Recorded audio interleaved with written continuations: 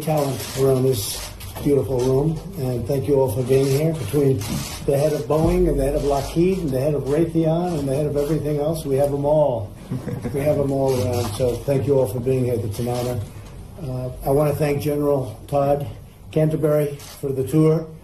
That's pretty lethal weaponry. I've been going around the last week or so, more so than ever. I've been saying we make the greatest military equipment in the world, not even a contest. There's nothing close, and every other country knows it. And you know, we're talking about something right now where a particular country ordered, you'll never guess who this is, about $110 billion worth of equipment. And I assume you'd like to keep those orders, probably. Yes, sir. But if you don't, Boeing, Dennis, you can let me know. Make things a lot easier. But you make the best, and that's why you have it. Also, Luke Air Force Base, I've heard about it for so long, so good. Top of the line, isn't it, huh? Well, thank you very much, General. I also want to thank our roundtable I also want to thank our roundtable participants today. Secretary Wilbur Ross doing a great job. All those trade deals we're making, Wilbur, right? Representative Martha McSally, who is a special woman. And I met her when she was in Congress, and we worked together well. She's a great pilot. A lot of people told me she's really a talented pilot as opposed to one that just about made it. She made it easily, and she likes a specific plane. We won't tell them what the plane is. They don't make that plane anymore. That's right. But she's been fantastic. Also, Representative Tom O'Halloran. Thank you very much. Where's Tom? Tom? What are you doing over there, Tom? You can join us, even though you're a Democrat. Representative Debbie Lesko, and Debbie, great job you've done. Thank you. You've done a great job. Thank we you. worked hard a couple of years ago, and we did. Now your district loves you, right? So it's I been sure good. hope so. They better. 4 elections in 1 year. Yeah, that's true. Yeah. You set a record. Well, that's welcome true. to my district. Well, thank you very much. It's great to be here. Thank you. Also, Deputy Secretary Patrick Shanahan. And Patrick, thanks. Great job. He's a good purchaser of equipment. I hope you find that he negotiates well, because if he doesn't, I'm going to be very disappointed. What do you think, Dennis? Is he okay? He's tough. Huh? He's tough. He's good. I would expect you to say that. Dennis is Boeing. So thank you very much, Patrick, and it's been great working with you. And we've made some big purchases, some good deals, a little bit better than presented, and it's the best. There's nothing like the stuff. Secretary Heather Wilson. Heather, thank you very much. Appreciate it. Thank you. Great job you're doing. Undersecretary Ellen Lord. Thank you. Thank you. Thank you, Ellen. You're keeping busy, right? Absolutely. Good. I think so. And all of the outstanding representatives who join us today from America's aerospace and defense industry, civil society. I mean, if you look at the civil society and the business society, it's been pretty amazing what's happened over the last 2 years, and you're all doing well, and we're doing well. The country's doing well. We're setting new records on jobs. We've got every category, just about every category is a new record or very close, and a lot of them work for you. A lot of them work for your great companies, and they are great companies. Thank you very much. This incredible state is home to 6 major military installations, more than 30,000 military personnel, and thousands of defense companies.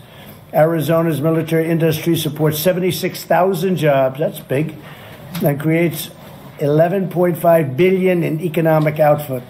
So what state would be comparable or larger? Is it larger? I mean, Texas does great. I think we're number 3 on the list. Number 3, all right. But knowing you, she'll be number 1 very quickly. That's why she's doing so well. They all know. The United States must always invest in a strong military, and it's been very important for me. The military has been vital.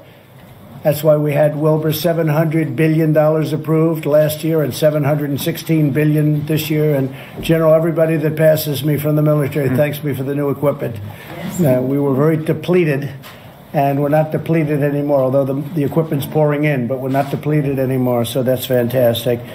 We've secured record funding for the armed forces. The funds will support new fighter jets, ships, tanks, thousands of new recruits, We also gave something very important, and that was a pay increase, the first in 10 years, a nice substantial pay increase to the people that deserve it so badly. And one of the things that was very important to me is to totally modernize and rebuild our nuclear arsenal, and we're doing that.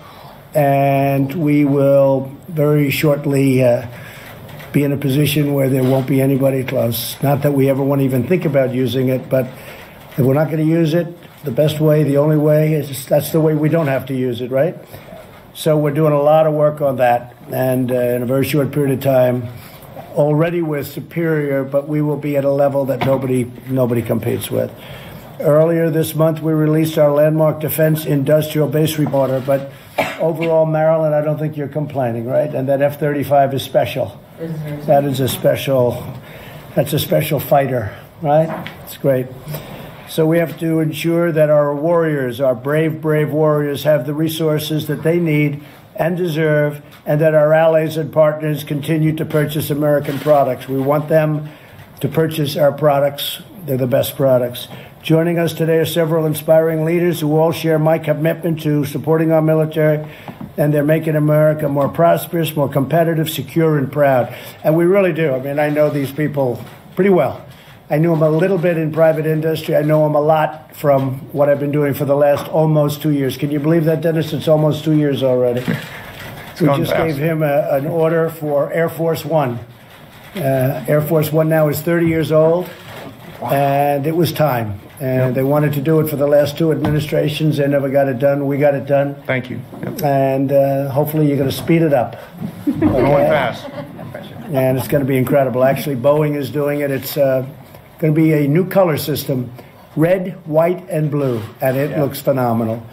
It's the right color system, and if it looks as good as it does in print and in the models, it's going to be fantastic, right? So I hope you're moving along. That's moving along very fast, I hear. We're moving fast and continuing to focus on getting it delivered. Very good, very good. So I just want to thank you all for being here, and if you have any questions, I'd like, maybe before that, I'd like to introduce Martha McSally, say a few words. She is very special, a person that has taken the whole country by storm. They're talking about her all over the country. I don't know. I don't want to make you feel a little bit like, oh, gee, what's happening? But they're talking about you all over the country, and I fully understand, and I got it a long time ago. I think you're going to be very, very successful. This is a non-politician who's brilliant and brave, and became a politician and was very successful. Her area, her district loved her. And now, as you know, as some of you know, she's running for the Senate in Arizona. She has a very, very strange opponent. I have to tell you, Martha, that should be easy, but you got to get in there fighting, right? Official capacity. That's right. I know, official is right. So anyway, please say a few words, Martha. We're very proud of you. Thank you. Thank you, President Trump. I really appreciate you spending the day here and taking the time to come to Luke Air Force Base. I mean, this base has a long history here in Arizona of being part of keeping our country safe. And we have such tremendous partners here around the community in the West Valley that are very committed to making sure that this base is protected and that our airmen are protected. And we've got the Fighter Country Partnership as well. That they're just amazing, the partnership there. We've got the same kind of partnership in Southern Arizona Defense Alliance here.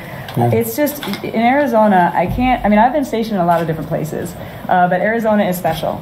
And I guess everybody might say that, but I really feel that in my heart because so many people here have served, so many people came here to serve, or even came here to work at one of these companies, and then they choose to say, like, this is where I want to be, this is where I want to stay, this is where I want to retire. But there is this, partnership amongst the communities to support our troops and our bases and our defense industry that is really unmatched around the country. And I think everybody nodding here will tell you it's really special, and I think it sets the example for the rest of the country. And that's everything from, again, I'm thinking about it, I've shot some of their missiles and I've used their rescue equipment. We could go around the room. I mean, in the defense industry, I don't want to leave anybody out, but they are patriots wear civilian clothes as well. And many of these industries have chosen to locate here. Also, Arizona is a great state, right? It's a great state to live. It's a great state to relocate your family. So all that comes with that has just been so critical. critical for us here in Arizona, and these representation, these leaders who have people who are coming here with their families to be a part of the team, which is they're partnering us to equip the warfighter to make sure that we keep our country safe. So it's not just our military who's doing that, it's the engineers every day that are finding new capabilities for us that are working at each of these industries.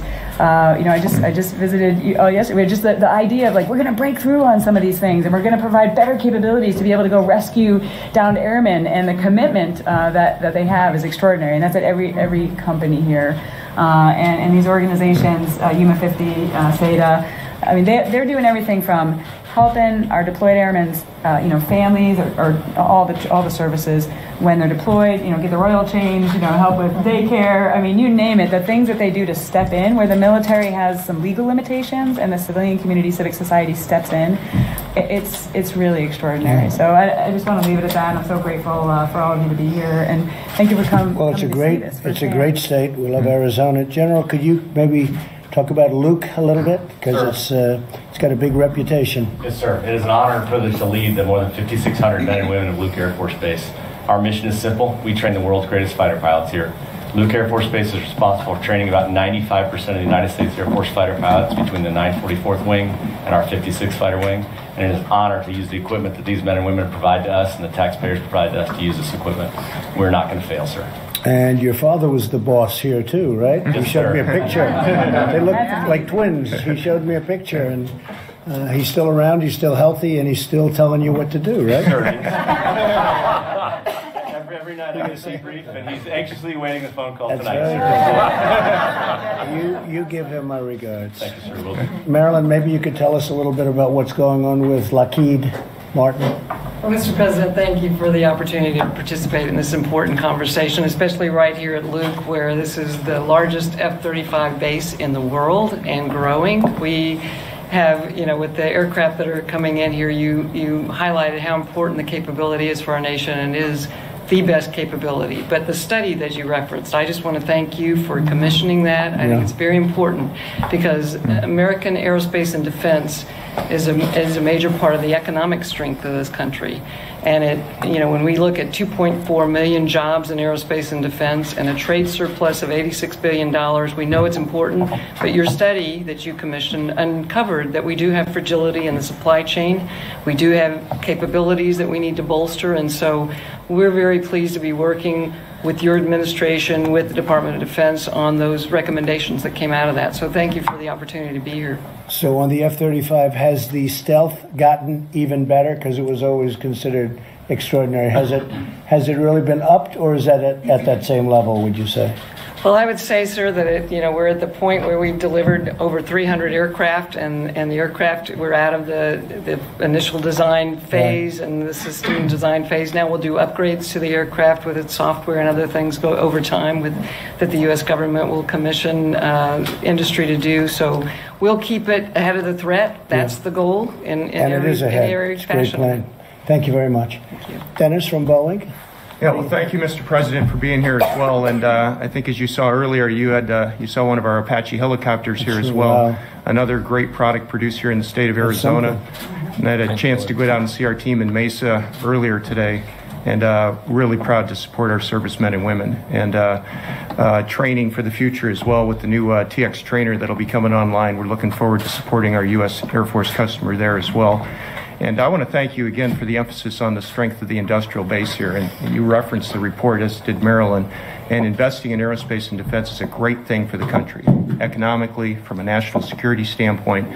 And in particular, some of your policies around tax reform and regulatory reform, sustaining the gains there, really important. That's allowing us to all invest and innovate in defense.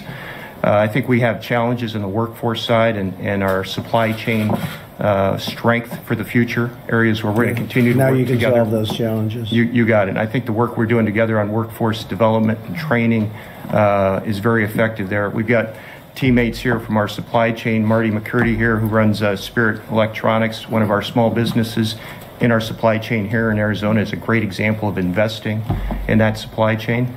So we want to thank you for those policies. I didn't know you made the missiles to the extent I'm looking outside, and I was very surprised, actually. Boeing, a lot of them had the name Boeing on them. I didn't know that was a great specialty of yours. Tell us about that. Yeah, that's a big area of investment for us as well. So things like the JDAM, which is used significantly around the world, very effective for our servicemen and women.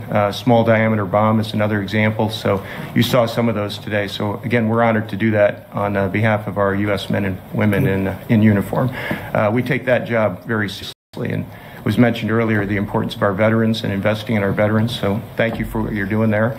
Veterans in the workforce as well is a big deal to all of us. Dennis. So you're doing a great job. Talent there. Some incredible things you're coming up with. Thank you very much.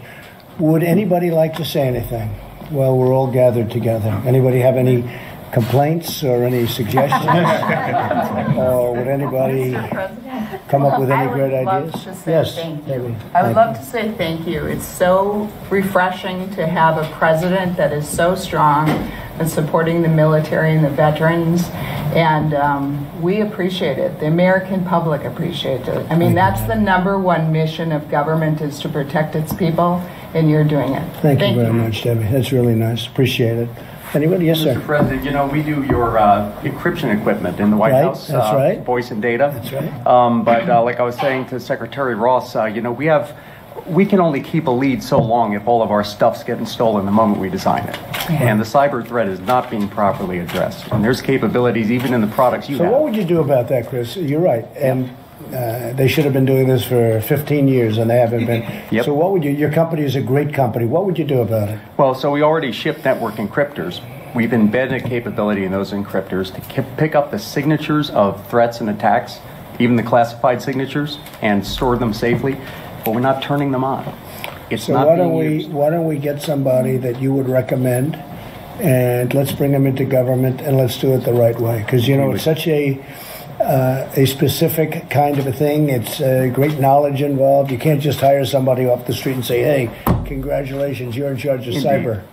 But the NSA has the capability to understand that, and they have some very good people. And we have industry partners like Viasat and others that do products that can do things like that. Together, we can get that stuff turned on. When you turn it on, it lights up like a Christmas tree. The threats are coming every day. I mean, it's probably more than your normal traffic, and we're getting compromised every day. So, do we have the equipment? We definitely have the knowledge. Where are we on the scale of knowledge right now, would you say? We're very good at tracking the threats, but we're also very stingy about disseminating the information we already know about the threats. Right. And that's what the fear is in the intelligence community, is to let some of that information live in these boxes that we believe are secure. But that's the only way we can defend all of our installations against these kinds of attacks. Well, I'd like to talk to you about it, because I agree with you. It's very important. And there's great knowledge that you have from your company, but there's and others here have that great knowledge. It's very important. Cyber. And I hear more and more about cyber.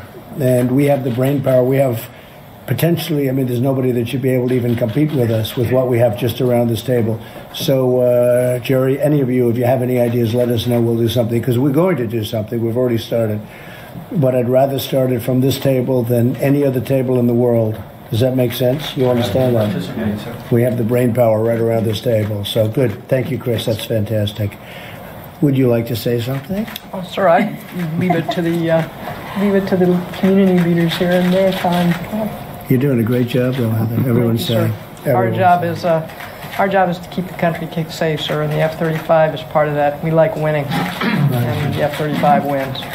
That's a great plan. And the airmen win. Awesome. Great plan. Yes, when is Boeing going to make one to compete with it, or maybe start? They just gave us the TX. You know what? That you do have that. We're in the fighter business as well, and we do a lot of work together. And you do have some good stuff. I have to tell you, some really good stuff. But you are going to do one of the super stealths, right? Yeah, we're working all together on future technologies and what will happen next, and next generation capabilities. Next generation. I think it's important that we continue as a country to invest in that innovation. I agree. Next step capabilities, and we're doing that jointly with our customers. Wilbur, do you have it? Yes. I just say that you make a very important point about how national security also drives economic security, and And on the F-35, today it supports 194,000 jobs across the United States and 1,500 U.S. suppliers. So not only is it got the high capability that we need to keep our citizens safe and to work with our allies to make sure that we have protect and safe and secure environment for our people, but it also brings a lot of jobs. And even here at Luke, I think we have over 400 industry professionals, and that's growing to 700 in the next couple of years, that are supporting the F-35 on the base here. That's just a microcosm of all the jobs across the country. Right. I would just add to that another example, even in combat vehicles where the Army is recapitalizing its ground forces, the investments that are being made in the next generation as well as the modernization. And do you like what we're doing? Do you agree with it? 18,000 jobs, Pennsylvania, Michigan, Alabama, Oklahoma, all around the country as you go through the supply chain. So it's a model that's being repeated over and over again. And you think we're doing the right thing? Absolutely. Securing the interest of the United States, absolutely. That's very good. Thank you. Mr. President, I'm Amber Smith, the President and CEO of the Tucson Metro Chamber, but more importantly, I am one of the founding members and the current President of the Southern Arizona Defense Alliance. And to the Congresswoman's point, we do exceptionally well at supporting our military. In fact, in Southern Arizona, we even have the statistics that 93% of our citizens support the 6 installations in Southern Arizona. But what's really exceptional are the public-private partnerships, and you see that around this table. And I want to thank you for the leadership you have shown in recognizing some really incredible workforce development programs in which we are placing veterans into jobs in the aerospace and defense industry. And I was talking to Secretary Ross about the back-end technology of this, of which you recognize that civilianizing those HR codes of military will be able to better place the billions of dollars of exceptional talent we have in our military into these jobs to help immediately address some of these workforce issues and then be able to build our pipeline as well. So thank you very much for recognizing that that exists and supporting our pilot program in Tucson. Thank you, Amber. That's very nice. Thank you.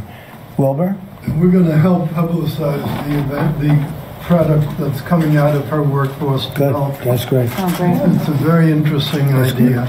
We also got some very good suggestions before you came here about space. So there are a couple of recommendations I'm going to carry forward to Vice President Pence for the Space Council. And so we're doing a new force. You know that, right? How does the Air Force feel about that? But we're doing a brand new force, and it'll be the Space Force, and everybody's excited.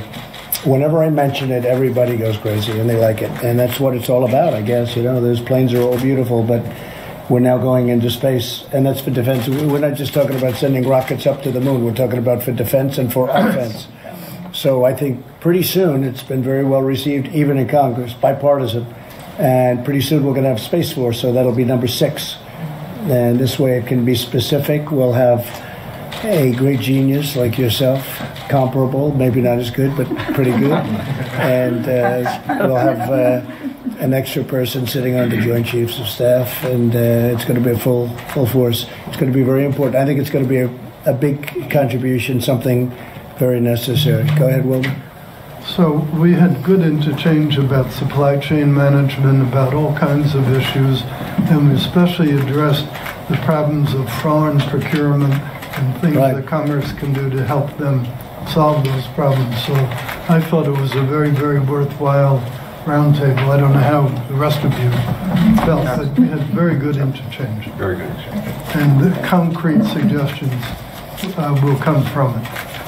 Good, thank you. Mr. Secretary, what do you think? Sure, I think a lot of things. I'm just going to start with, I think, where Representative Lesko was. Thank you. You've made us stronger. Under your leadership, we are stronger. And, with Congress's support, we've got a budget that makes us stronger. When you look at where we've come in terms of readiness, we now have the munitions that we lacked before. Ships are sailing. Airplanes are flying, and the most important piece is we're training more.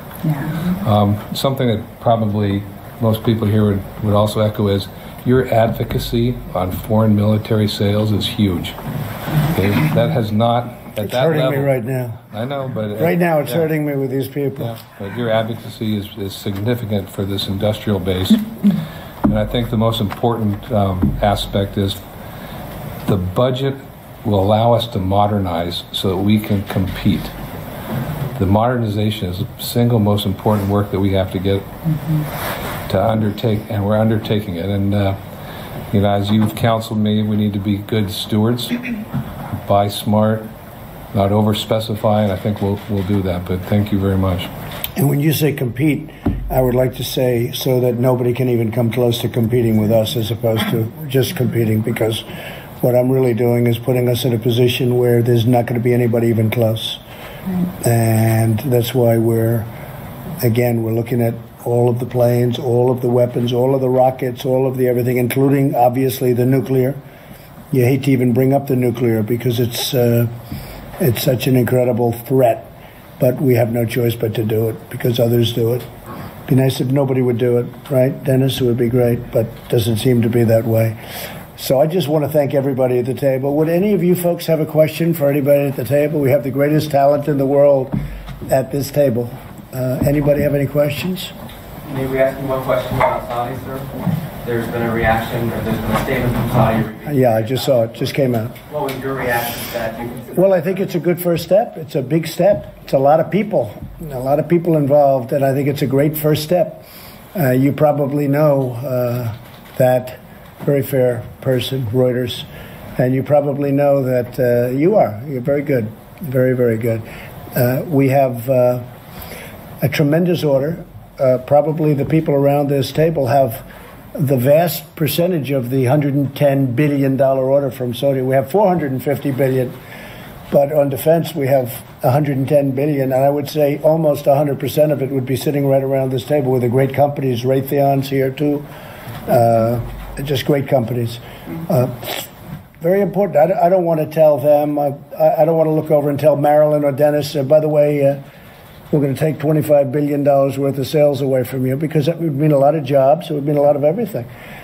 And Saudi Arabia has been a great ally. But what happened is unacceptable.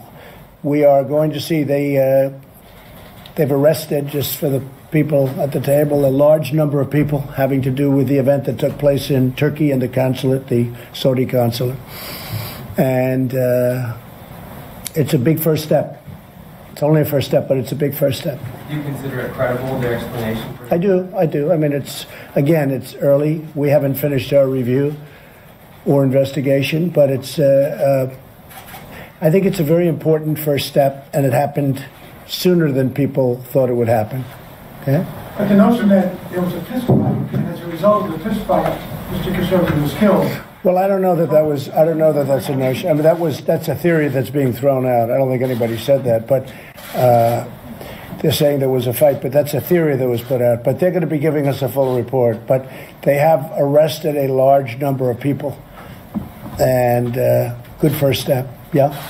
Are you concerned that the leadership there lied to you or other members of the administration? No, I don't think so at all, because they weren't out front with me in terms of what happened. This is really, we just got this report from them, and you got it along with a lot of other people. No, I think that we'll be talking to them. We'll see what happens. We may have some questions. We do have some questions. And as I told you, I'll be working on this with Congress. Congress is very interested in this one, and we'll be working with Congress. But I would prefer, if there is going to be some form of sanction or what we may determine to do, if anything, because this was a lot of people they're talking about, and people pretty high up. But I would prefer that we don't use as retribution canceling $110 billion worth of work, which means 600,000 jobs. I know it sounds easy and it sounds good, and a lot of people have said, oh, let's just not sell them $110 billion, or I guess you take it a step further, let's not sell them $450 billion, which is the largest order in the history of our country. I went there to get that order. Saudi Arabia was my first stop, and everyone thought that was unusual, but I said, I want you to order a tremendous amount of stuff, right? Everything, your stuff and everybody's stuff. And Wilbur was there. They ordered $450 billion. There's never been anything like it or close. The last thing I want to do is say, we're not going to supply you with that, and therefore we're going to cut. I guess if you add the whole thing up, because just for the military it was 600,000 jobs, So now if you're talking about, that was 110 billion, you're talking about over 1 million jobs.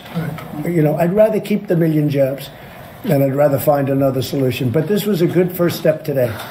Okay? Anything? Yeah. Mr. President, Lindsey Graham said he's very skeptical of the Saudi narrative. Do you share some of that skepticism too, and do you intend to speak with the Crown Prince or the King in the next day or two to get their side of the story? I will, before I start making those statements, I'm going to speak to the Crown Prince.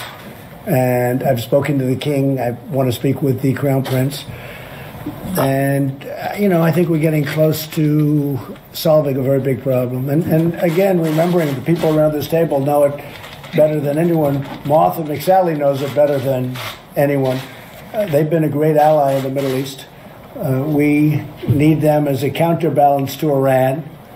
And so it's not the simplest solution. It's not the simplest situation to be in.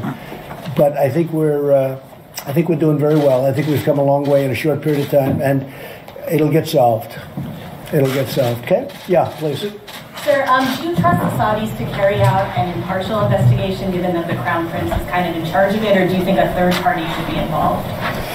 Well, we have third parties involved. We're involved. Turkey is involved. And I wouldn't say they're exactly friends. I would think that Turkey and Saudi Arabia, they're not too friendly. And Turkey's involved, and others are involved, frankly. I mean, people are not happy about what happened.